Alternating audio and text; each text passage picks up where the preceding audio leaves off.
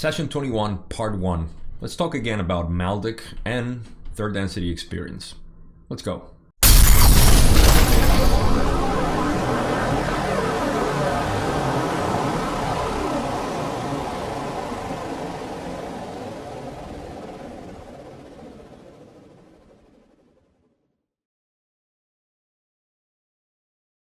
Alright, quick refresher from the previous videos. Remember that Don was still asking about the third density experience at the beginning, even the transition between second and third density. So we're going to continue on that line of questioning. I also included Maldic questions that were excluded from the original, but because it's available, I just threw it in there. And I think it's just cool to talk about that too. So we're going to go with the first question that Don has, and this one is actually something that I thought about including it because it's one of those that it's not that relevant, I would say, but I said, why not? I'm going to put it in. This is information about the raw contact and so on. So let's go to the first question that Don said in session 21. He said, the first question is, would the future content of this book be affected in any way if the instrument reads the material we have already obtained? Process. The future, as you measure in time-space communications, which we offer through this instrument, have no connection with the instrument's mind complex. This is due to two things. First, the fidelity of the instrument in dedicating its will to the service of the infinite creator. Secondly, the distortion understanding of our social memory complex that the most efficient way to communicate material with as little distortion as possible given the necessity of the use of sound vibration complexes is to remove the conscious mind complex from the spirit mind body complex so that we may communicate without reference to any instrument orientation. That's a lot of complexity in that answer. So two things. The question is if Carla can read the material and it's not going to affect the communication. The thing is that because Carla was completely unconscious, if you remember, her state of trance was complete, as opposed to the regular channelings that she did before and after. She never did a contact like this or channeling like this. And because she was unconscious, there was no orientation, like they said at the end, that could influence the material itself. So she could read anything and not influence the channeling itself, the information being channeled through her. Now, in other types of channeling, this can be an issue. Not an issue, but it is something that the person has a certain, it's usually religious biases that they simply say, they talk about God or Jesus or something like that because the images that are evoked are of those that they are familiar with in their religion or spiritual belief in general. So I think that's what Don was trying to ask because he was familiar with that kind of interference, if you will. So with that, it's just that they say that, well, first of all, her will and desire to serve the creator was so big, and they always mentioned that was the first thing they said. And second is that the way they removed, which is amazing, they were talking about why she was in that state of trance. So they removed the like their conscious mind. Is to remove the conscious mind, complex, from the spirit mind bodies complex. So basically the conscious mind was what they removed. And she was, I think in other sessions they talk about like she was there with them somehow, but there was no recollection of memories from Carla of anything that happened. She just went into like a deep sleep and woke up afterwards. So I thought it was cool to share that stuff. There's another cool question that Don asked about this, because I asked myself this when I was reading it.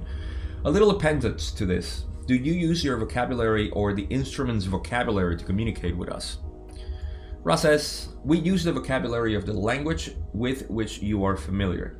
This is not the instrument's vocabulary. However, this particular mind-body-spirit complex retains the use of a sufficiently large number of sound vibration complexes that the distinction is often without any importance. So it's a good question because sometimes I ask, where's this language come from? But Ra speaks English, basically. And there's also that Carla has a very good, because she was a librarian and she was just very intellectual. Her books, when you read them, you can see how intellectual she was in the way she wrote, and it was she had a very good vocabulary, which Ra admired too, or mentioned. So that's it. I remember asking myself this question when I was reading the material, and I said, well, let me include that there. All right, let's go to the meat and bones of this video. I'm also skipping, let me go back to my beautiful face.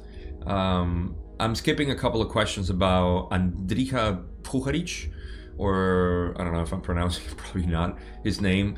This is a friend that would go visit them sometimes, and they wanted to include them, so that's why I make a jump of 2 or 3 questions. It's from 21.2 to 21.5. I don't know, I just like being thorough. Don't judge me. All right, so Don asks, well, now we'll get back to the business at hand of doing the book.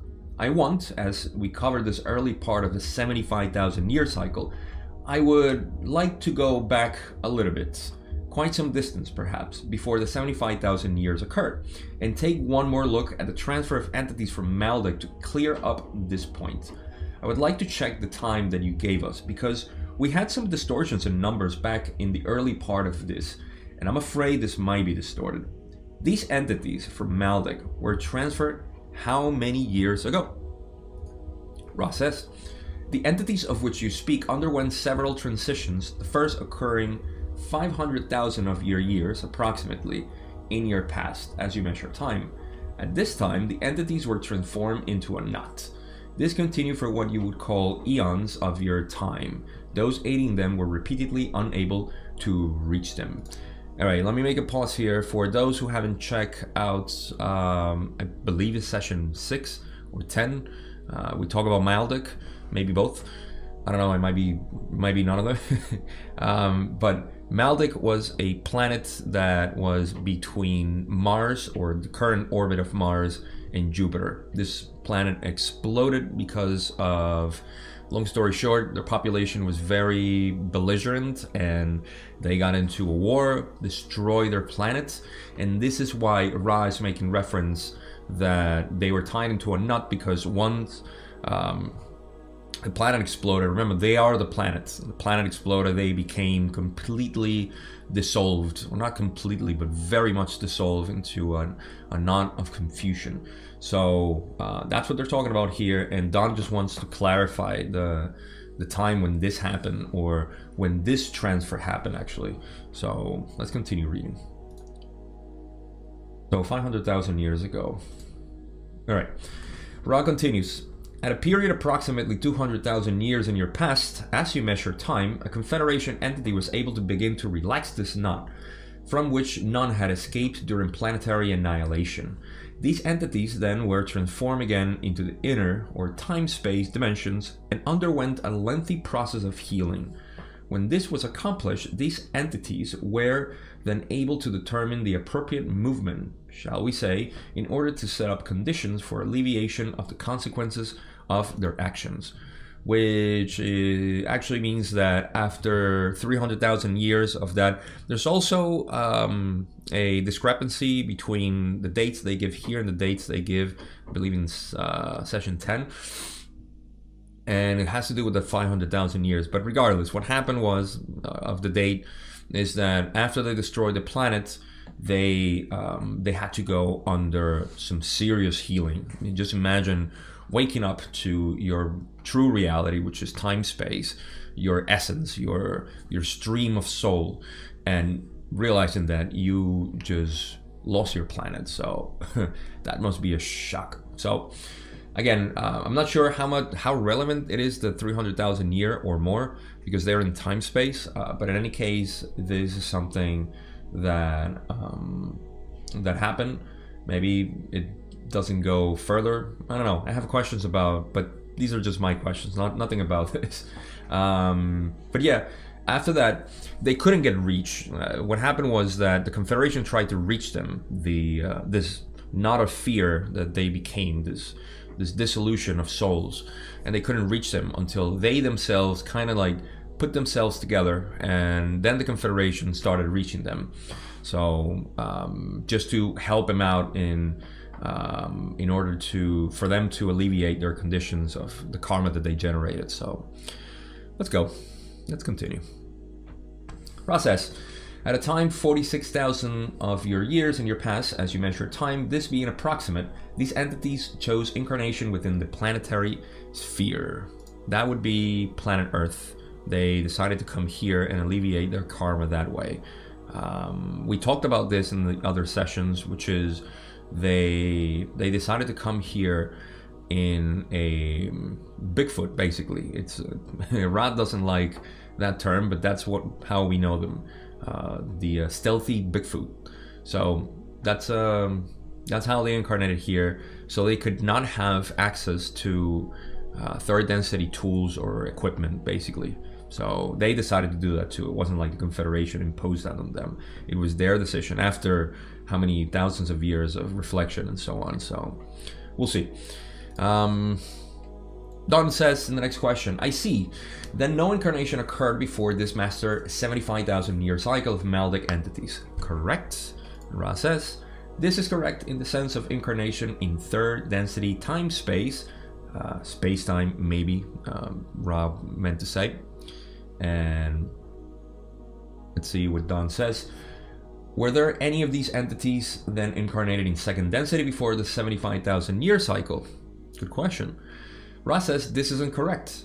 These particular entities were incarnated in time-space third density, that is, the so-called inner planes, undergoing the process of healing and approaching realization of their action.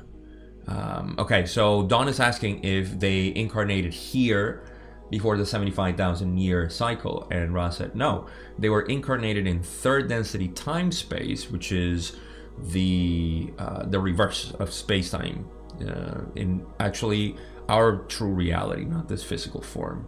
So that's where our essence basically is, and from there we incarnate here, and it's almost like we have this puppet that is us and has the ego and all this stuff. Oh my god, we can go on a tangent here, but they were incarnated in time space. They're realizing the consequences of their actions and so on, so they were there in time space. But then they decided to incarnate here 46,000 years ago. So Don's gonna ask another question saying, so at the start of this 75,000 year cycle, we know that the quarantine was set up.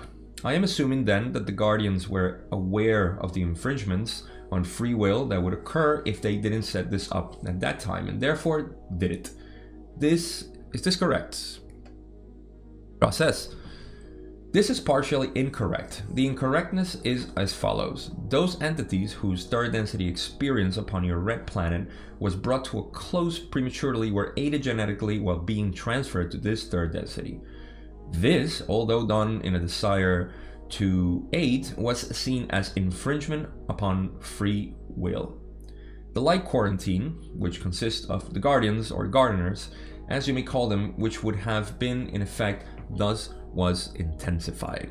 Quarantine is the light barrier that they created here on Earth for third density experience, and because of this transfer, Don's question is if they were aware of the of transferring them here, that they were going to let me go back to read the question, because it was a little bit it says, we know the quarantine was set up. I'm assuming then that the Guardians were aware of the infringements on free will that would occur if they didn't set this up, setting up the quarantine. But it wasn't that way, is what Ra is saying.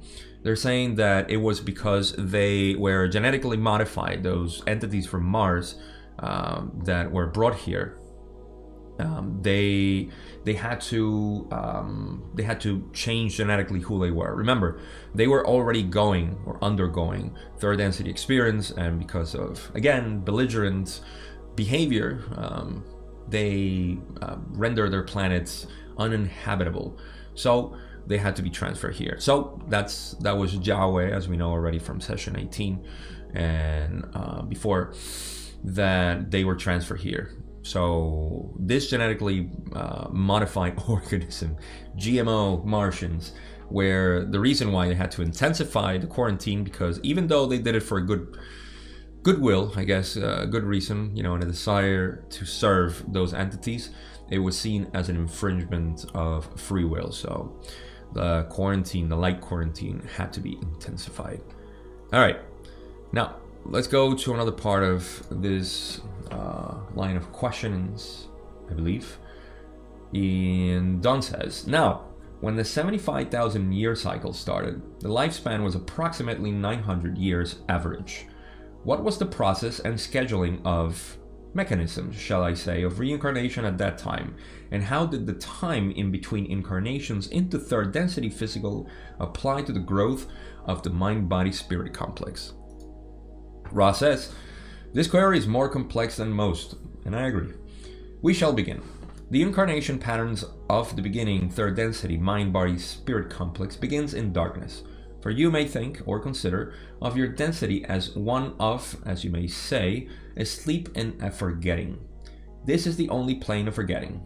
It is necessary for the third density entity to forget so that the mechanisms of confusion or free will may operate upon the newly individuated consciousness complex. And this is the controversial topic that a lot of people don't like. They always say, why did I have to go through a forgetting? I want to remember who I was. I want to remember my previous incarnations and all that jazz. And the reality is that for this third density to work the way it does, for polarizing ourselves towards whichever end we want to, it needs to be a forgetting. So we cross a veil.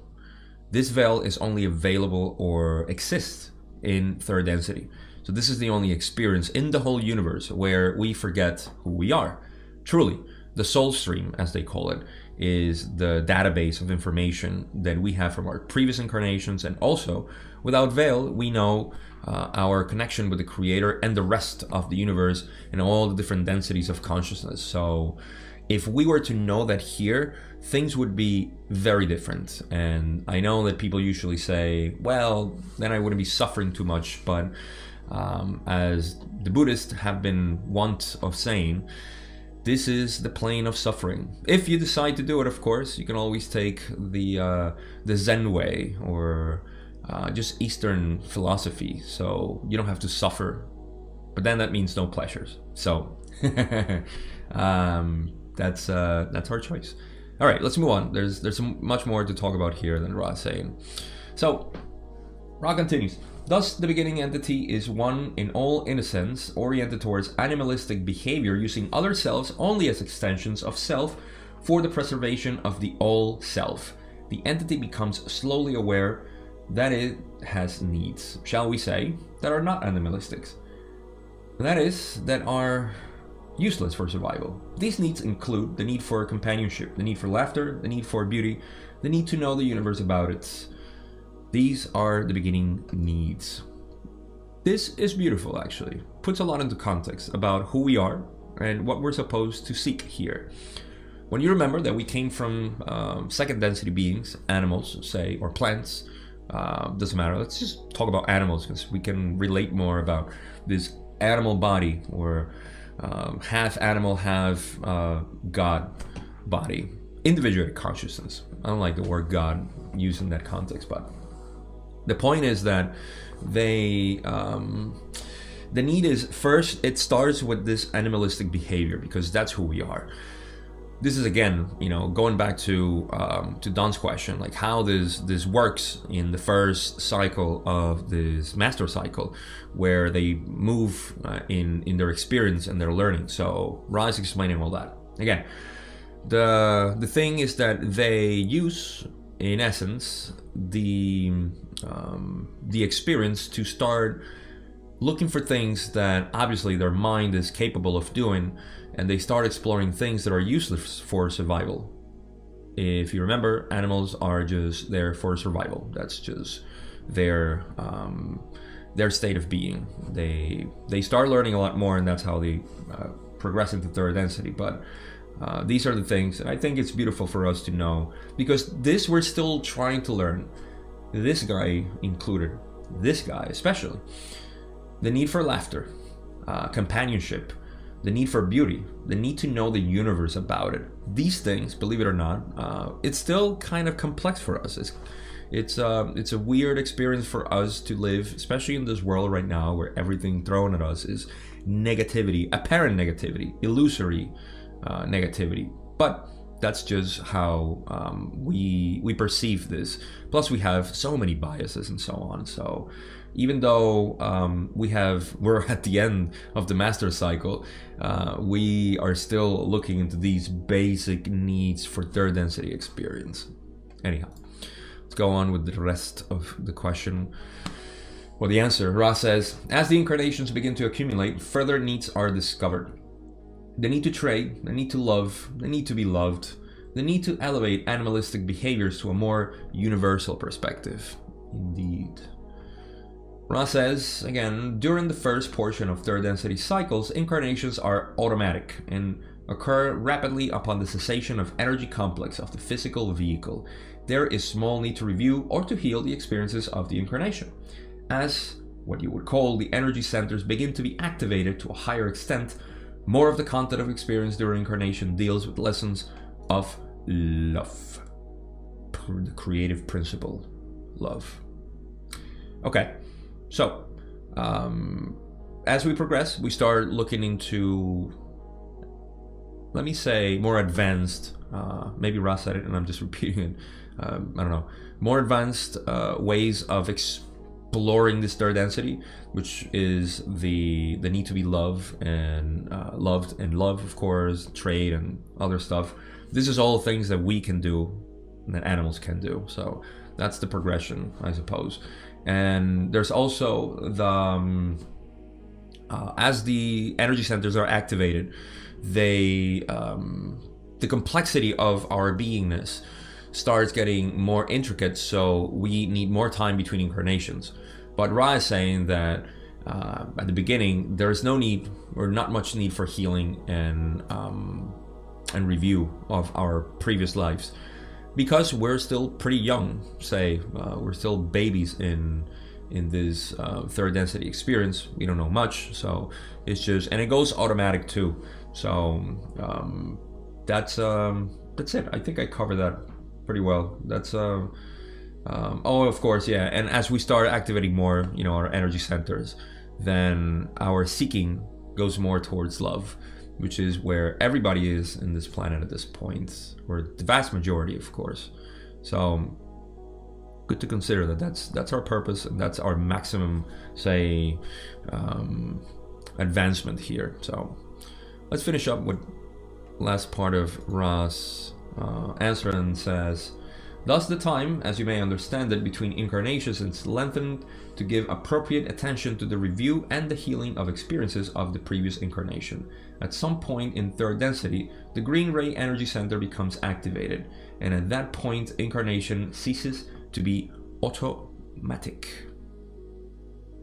So, like I said, that's what happens after a couple of lifetimes. You start reviewing and healing more, whatever you did in the previous lives. And it's important to know that at the beginning there's not much going on, and that's why it's so automatic that entities just reincarnate. But after the green ray is activated, then this automation stops, and that's the next question that we're going to go to, where Don, very perceptive, says, when incarnation ceases to become automatic, I am assuming that the entity can decide when he needs to reincarnate for the benefit of his own learning. Does he also select his parents?